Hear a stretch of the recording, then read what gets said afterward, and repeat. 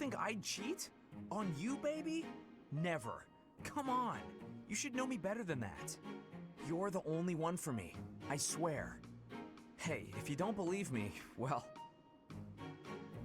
Oh, I get it. If I'm not your type, do you want me to introduce you to some other guys who have crests? They're all nobles, just like me. What? That isn't why I'm... You're worse than I thought. I just want you to be happy. You know, get what you're after. I hate seeing a girl cry, especially one as beautiful as you. So, you know, maybe we... So, Professor, do you enjoy spying on people? You look like you've got something to say, so say it. Hey, that was between me and her, not you. But you know how it is. Most relationships, they end in heartbreak. Anyway, I don't know why she's so upset about me dating other girls. She didn't care before she found out, so why does she care now? I really do hate seeing a girl cry. Come on, it's hard on me too. If only I had someone to comfort me. Professor, it's okay if you want to console me. I happen to have some exquisite tea back in my quarters. You could come by and we could chat about love. Calm down, it was only a joke. You've really got no sense of humor, you know that?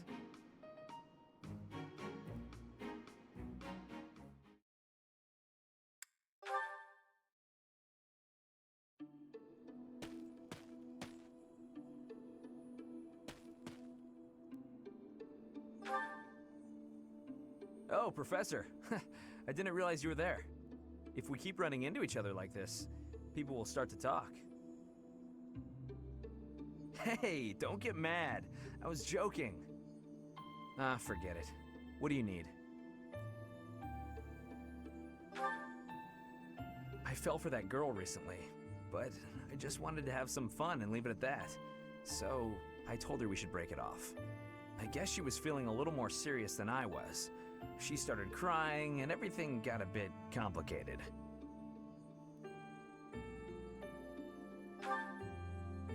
Come on, Professor. Playing around with girls is the most fun a guy can have. Besides, I don't care what you think of me. I don't intend to change how I live my life. I'm a good-for-nothing, if you haven't noticed. But I'm still a noble with a crest. That's all anyone cares about. It's best to avoid getting too serious with fools like that. It only leads to trouble. I'm gonna be forced into an arranged marriage with some random noble woman anyway. By the way, Professor, you didn't know you had a crest, did you?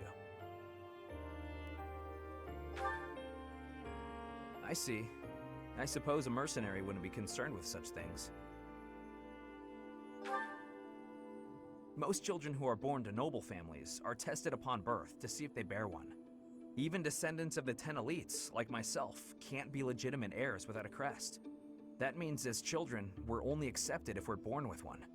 The heads of most noble houses keep having kids until they get one with a crest.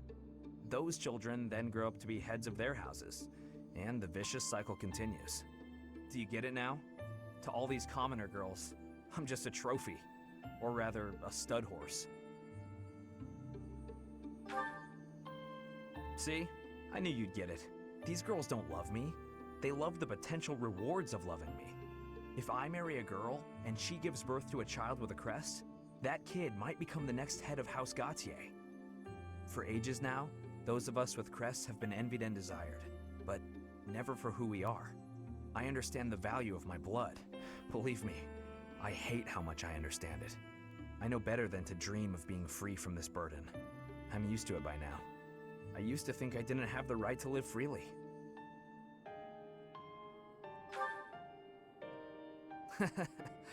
That's right. You know what? I'm a bit jealous. The whole time you were growing up, you never knew you had a crest. You were free. Nobody pretended to like you. I kind of hate you for that. You were a spoiled brat who should pay for that crest. Maybe I'll collect the debt. Gotcha! Wow, you should have seen the look on your face just then. Don't mind me, Professor. After all, ladies love a dark and brooding noble.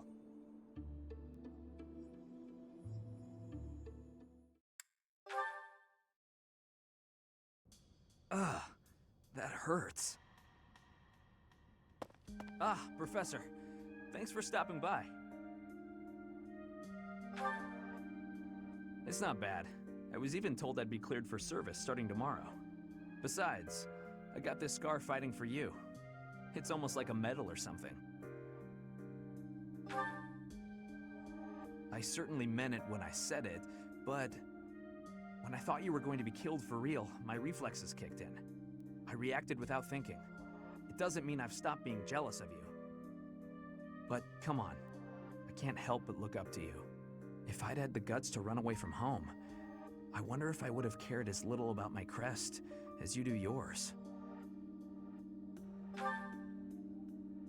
No, but if I thought I could have escaped, I would have tried.